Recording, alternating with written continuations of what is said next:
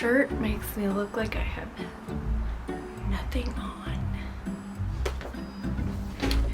Whatever. Hello, I'm Becky, and this is my week 3 diary of my eating disorder recovery. Ta-da! I really need to work on that.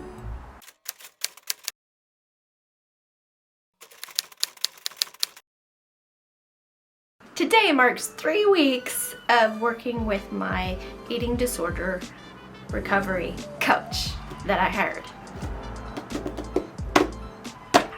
And the intention for this video diary is to just share with you my experience. I've had a number of eating disorders since I was 17 years old. It's been 18 years. Yes, if you do the math, I'm 35 years old and I still have an eating disorder. I haven't asked for any help up until 3 weeks ago. And I am realizing more and more each day that I really do need this.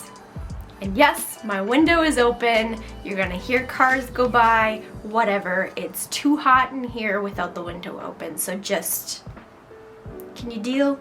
Can you deal for a little bit? Okay. Which is another really challenging thing for me, to have the window open while I'm filming, because I'm a perfectionist. I'm a video editor. I'm a videographer. So normally I would be like, no, we need to close the door because of all the ambient noise outside and the cars and the birds and the things. But I'm trying really hard to stop being so perfect. To stop striving for everything has to be perfect. I can do that for my clients when I'm editing their videos. But the purpose of me making this video and just turning on my camera when I look like this, and when my window's open, when I'm like sweaty and glossy and I have sweat shorts on, and you know what? That's really challenging for me to just like say all of that in front of the camera. But you know what? This is part of the eating disorder, and I'm learning that as I'm working with my coach, as I'm reading books about it.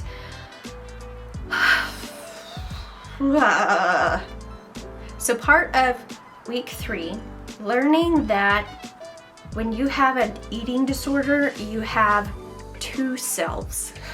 Okay, stick with me. 2 selves, okay? So you have your eating disorder self, like bad thoughts going on in your brain when it comes to food and body image and everything else that's wrong with me.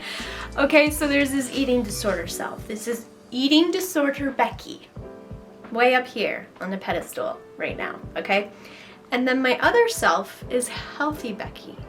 This Becky is the self that actually listens to what eating disorder Becky is saying, and she says, that is the most stupid, ridiculous thing I've ever heard. Why do you think that? That is so wrong. That is not healthy thinking.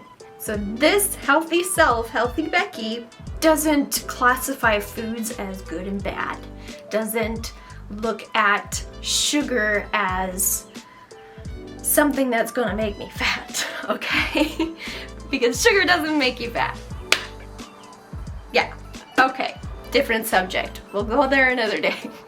Continuing this cycle of dieting and binging and being on a diet, losing weight, gaining it back because you miss the foods that you love the most, and it goes on and on and on, and I've been doing it. I've been on this wheel for 18 years. Okay, anyway.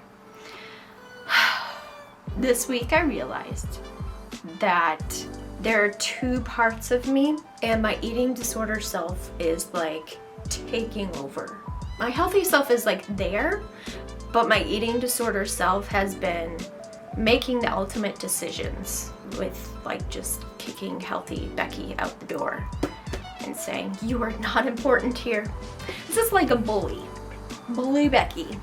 To help make this make more sense, I did have a moment this week where I was just working like all day. Like I woke up in the morning and I was doing like this brand collaboration and I had to film for it.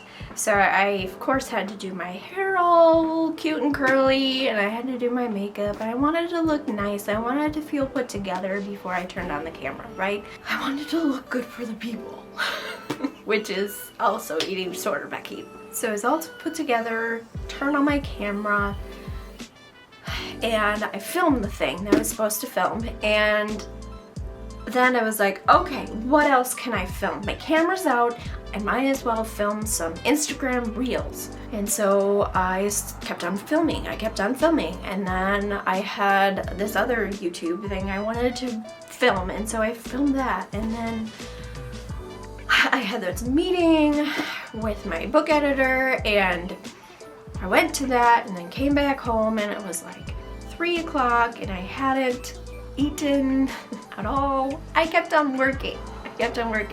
4 o'clock rolls around and I just feel faint and dizzy and I have to lay down because I like can't breathe. Okay. I realize, oh, I haven't had anything to eat since this morning at 9 a.m. And all I had was a scoop of protein powder with half a banana and some cauliflower. That's all I had for the day. It was 4 o'clock.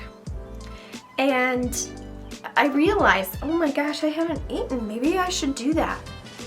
And then I kept on thinking, I should eat. But then I kept on like, no, I have things to do. I have work to do. I have this video to edit. I might as well edit it now since my kids are not around today. They're at school and grandma's house. And by that time, I was so weak and tired that all I could grab was grapes.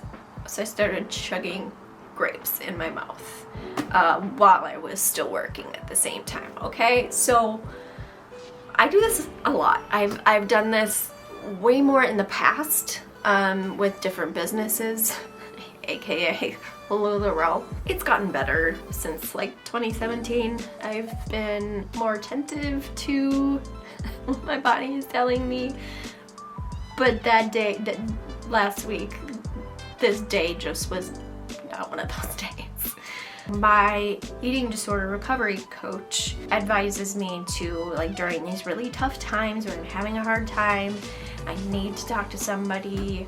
Just texted my coach. So this is what she said. I think it's a sneaky way the eating disorder is disguising itself. And it tricks you into thinking I did not eat today because I wanted to purposely restrict for weight loss or body image purposes.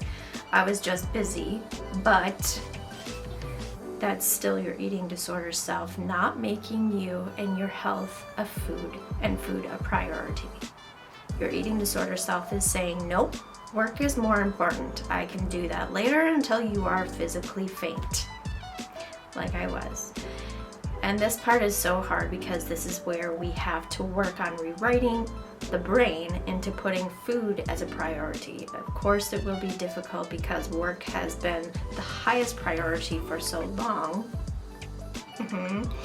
It sounds like you need some kind of reminder that you have to care for yourself, even if it's a phone alarm at mealtime. So she suggested, why don't I set alarms on days where I'm like,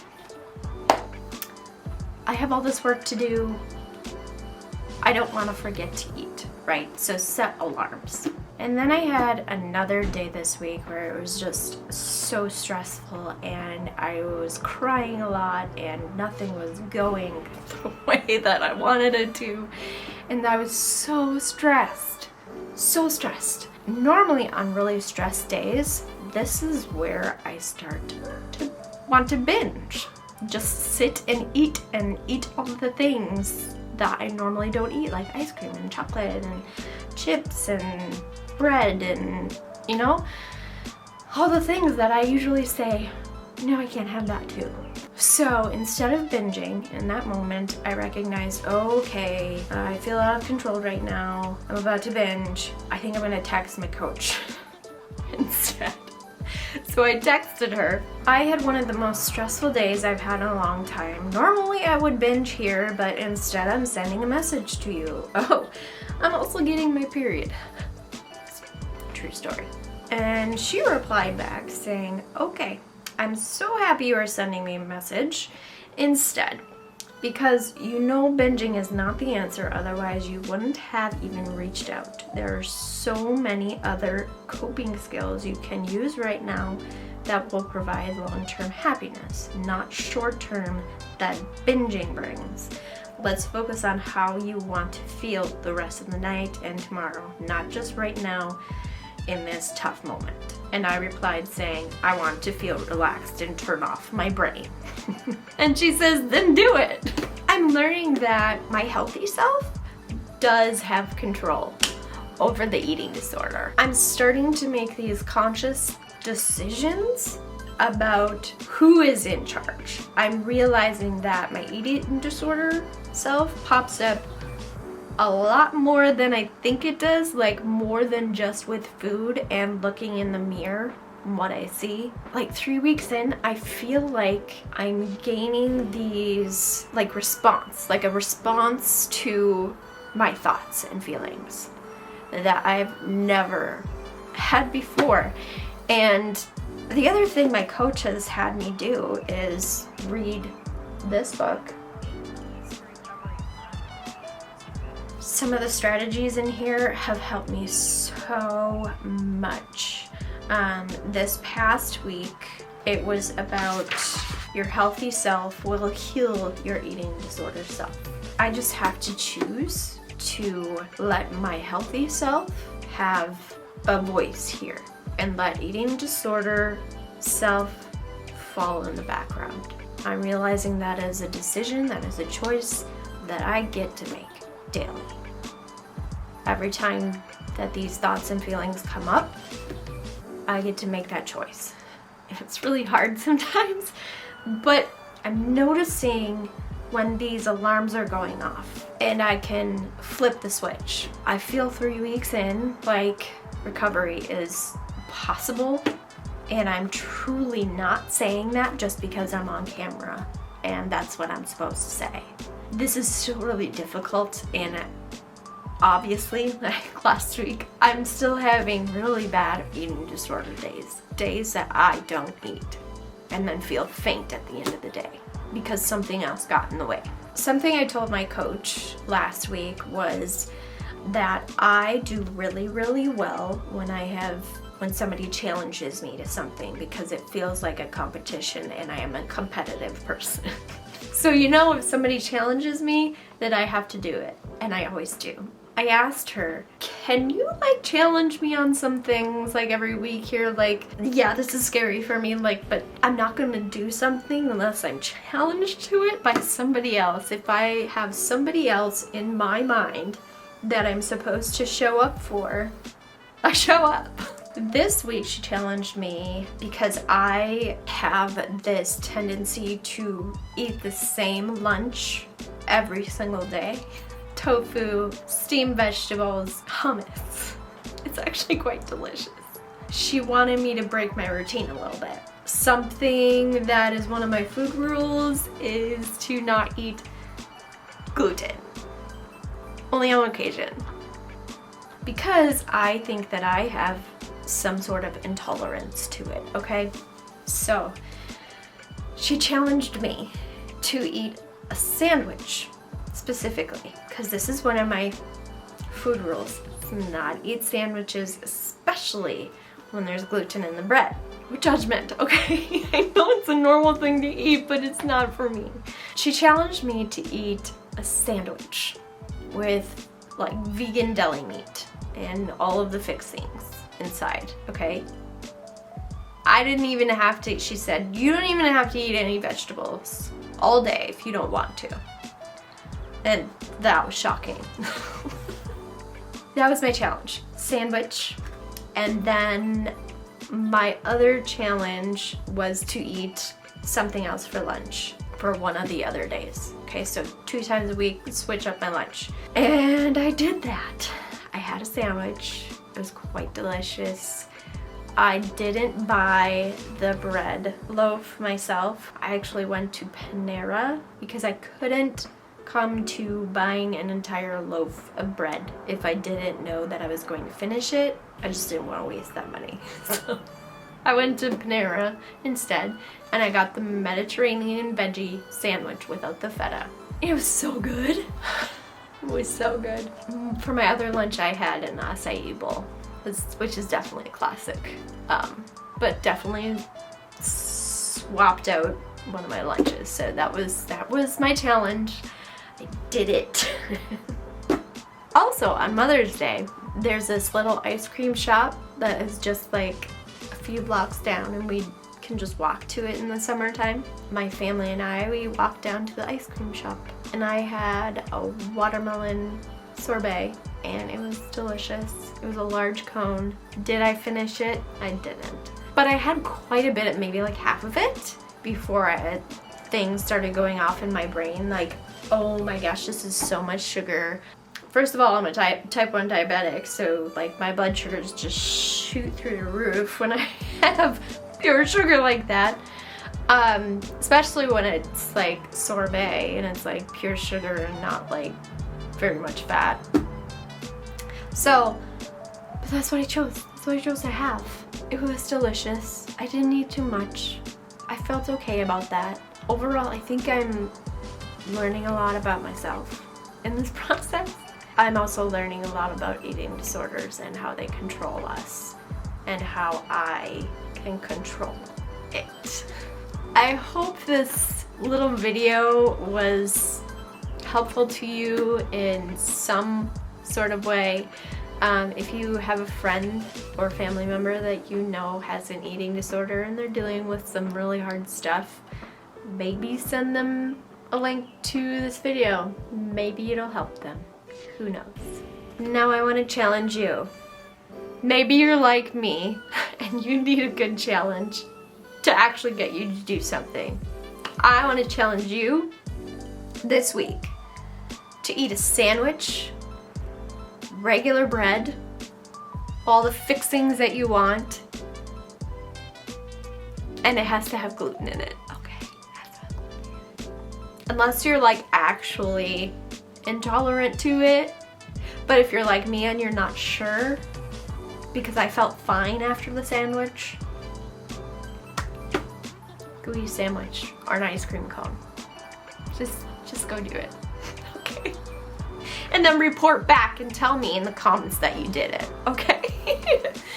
I will see you guys next week for another update on my journey.